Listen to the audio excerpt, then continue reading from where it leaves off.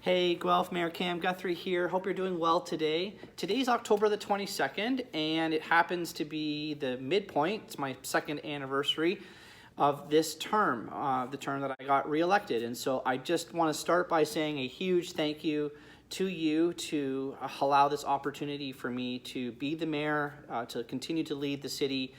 It's an absolute pleasure for me to have this role. I love it. I adore it. And yeah, I just thank you so much. It's been great. I thought it'd be really good, being the second year in, to do a little bit of a look back on what did I run on, what was my platform, and what's been accomplished. Sort of an accountability thing with you and to me to sort of take stock of what has happened over the last couple of years. So I thought I would dive in and show you right away here on the video. You can see this was my platform campaign brochure and flyer that went out across the community, the things I knocked on doors on and ran on. And you can see there's a lot of things here. I'm going to try to go as fast as I can to go through each one. So let's start with the top here, the one that says in regards to a stronger and safer community in increasing the police budget. Now you can see here it says $750,000 investment every year. And so let's talk about policing. So definitely we got more than $750,000 a year. If you take $750,000 and multiply it by the 4-year term, you actually come up with $3 million. And actually we went over that. Last year, council approved with the police board as well a huge increase of policing that frankly was needed for our city. It was one of the #1 things I was concerned with as mayor in the previous term, and the #1 thing I heard at the doors was we needed to have a safer community, and that does happen under the enforcement arm of our policing. And so that makes tackling drugs an issue, and even neighborhood safety with speeding and stuff like that. So last year, council approved a budget, a huge increase, but it included 30 new employees at the police, and about half or just over half of them are frontline officers. And I can tell you that for the first time in 7 years, the overall crime rate in the city of Guelph has gone down. This is excellent work. It's work on behalf of the policing side of it. Yes, there are other agencies that are non-police oriented that also help with that, and they need to be thanked. But from a policing perspective, it has made a huge difference. And some of those hires have happened late this year, and so I don't think we'll even have the full impact of that for probably another year. And so it's going to be good to track and measure and get results to see how that's going to happen over the next few years, as that big hiring happened last year. So yes, I would give myself a check mark, I guess, from an accountability point of view on that. It was more money than what I had expected, but through the advice of the chief of police and through the senior leadership team, it really was needed. And my opinion, from what I heard from the community, that even though it was a jump in cost, people appreciated paying for that because they wanted to have a safer community, and so it's working, and I'm very happy about that. The next here on my flyer here, you can see it says here roads, sidewalks, active transportation, and those are all happening all the time across the community. I think one of the things that's really interesting is on the active transportation side, which can be like trail connections, bike lanes, things like that. Those have really increased. The Emma Earl Bridge connection that you can see here, it's approved by council now. That's going to move ahead. That will be a big change. Also, we got some upper levels of government funding for several kilometers of separated bike infrastructure, and all that is kind of coming together even more and more. So I'm very pleased. We have 2 seasons in Canada, winter and construction. And so I know there's a lot of construction going on, but it has to be done. And I know it's a pain in the middle of it, but once it's done, it's pretty darn nice. And so we're going to continue to do a lot of infrastructure work across the city on roads and sidewalks and things like that. Okay, so I kind of give a check mark on that one, I guess. The next one's the rec center, the forever talked about rec center in the South End. It's going to be behind Bishop Mac High School off of Clare Road there. An $80 million cost. It was approved by council just a couple weeks ago, so there's a check on that one. And just so you know the costs on that, the taxpayer cost is about $11 million of the $80 million. The rest of that is going to be covered off by development charges. And so hopefully that will be open by 2024-ish. So really happy. Now you can see on my flyer, I originally said that we would put a shovel in the ground in 2019. So why the delay? The provincial government, the new provincial government got elected after my election, and they changed all the rules in regards to development charges, community benefit charges, things like that. And that put all of these types of projects on pause across the province. So as much as I wanted to get the shovel in the ground there in 2019, that was a huge point about pausing. And of course, we needed council direction to go ahead with it. So we needed to pause a little bit, rethink as things were going through there. And that happened across the province. So I didn't get the 2019 shovel in the ground there. So sorry about that. That's a little bit of an X, not a check mark, but it is getting done, so that's good. The Baker Street reconstruction and redevelopment, and on there it's the private sector part, multiple millions, over hundreds of millions of dollars. And then there's the public sector part, which will be the library. As you can see here on my flyer, I wanted to make sure that that happened, and it did happen. So I could give myself a check, give council a check on that one. Yes, I did not vote for the $62 million library part. At the time when I ran on my flyer here, it was roughly estimated at $50 million. And so I did not vote for the $62 million library, but council did. We're excited about the project now. That's the way it goes. That's democracy. We're moving forward, and it's going to be a great, beautiful library on Baker Street. It's going to be in a different spot than when this flyer was. We thought it would be Upper North Wyndham. It's now going to be at the south end of the site. Standalone building. We're going to have underground parking. We're going to have a public green space, and then the residential part. I mean, it is going to be gorgeous when it's done. So that part is done. So check on it. It got done. Hospital funding. So in my last term as mayor, I tried to bring this hospital issue to the council. They turned it down. It didn't pass council then. Brought it back in my re-election, and it passed. So thank you to council. So we have a levy. You'll see it on your tax bill. Every year we're sending $750,000 towards the hospital to help them with their renovations and expansions for their mental health space, critical care nursery, and the emergency room. Huge project of redevelopment and construction there. They asked us for $4.5 million. We said yes, and we're giving them $4.5 million, $750,000 over several years.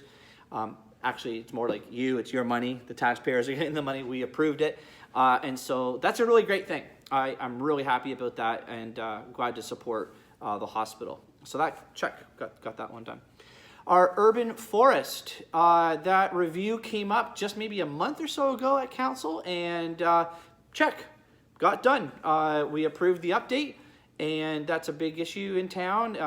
Infrastructure of roads and sidewalks and stuff is important, but so is our green infrastructure. And taking care of the trees we have, increasing the urban forest is important to me and to council. And check, it got done. Dog parks, you can see here on my flyer from the election, that is a picture of my dog, Rogue. He's very happy, and I'm sure there's lots of other dog owners that are happy across the city, because we now have 2 dog parks in the city of Guelph, and they've opened up over the past couple of years. Frankly, we could probably have 3, 4, or 5 of them because they're in high demand. And so, hey, check, it got done. You can see here also elimination of single-use plastics, and that was something I ran on, something that councilors were kind of behind. I would say most councilors were behind, and when it came to us kind of having staff investigate that, how we could do it, all of a sudden maybe a month ago, the federal government announced that they're going to be eliminating single-use plastics across the country in the next couple of years. I think it's a phased-in period. So really that takes it off of our plates, which I'm actually fine with. I mean, hey, if the upper level of government wants to do it broadly across the whole country, that's probably the way to go, not have different municipalities do different things. So I guess I could give a check mark there, but I'll share the check mark with the federal government. So they're taking care of it.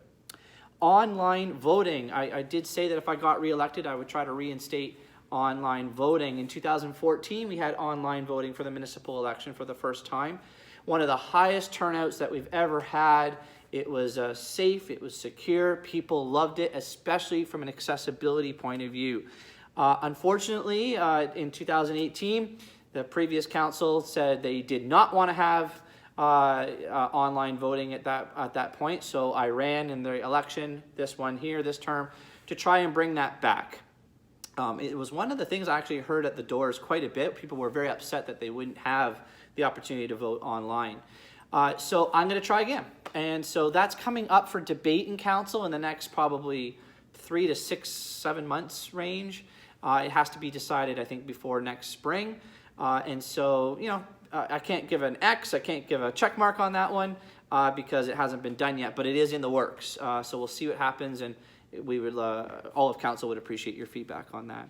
Affordable development, you can see here on the flyer, affordable development. Now that talks about different things from a market rent or market housing to affordable housing and even permanent supportive housing.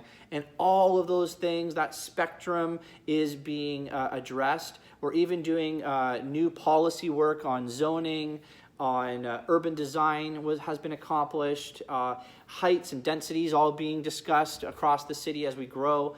All of these plans and policies are in the works right now. I would give myself a check mark on that because it's in the works, and so I'm excited to see all of those types of housing types be both debated and discussed and being approved across the city. That's great.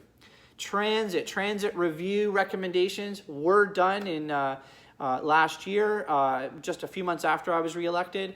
So that passed council. I believe it was unanimous, so check on that one. And then slowly they're being implemented, and so that's good.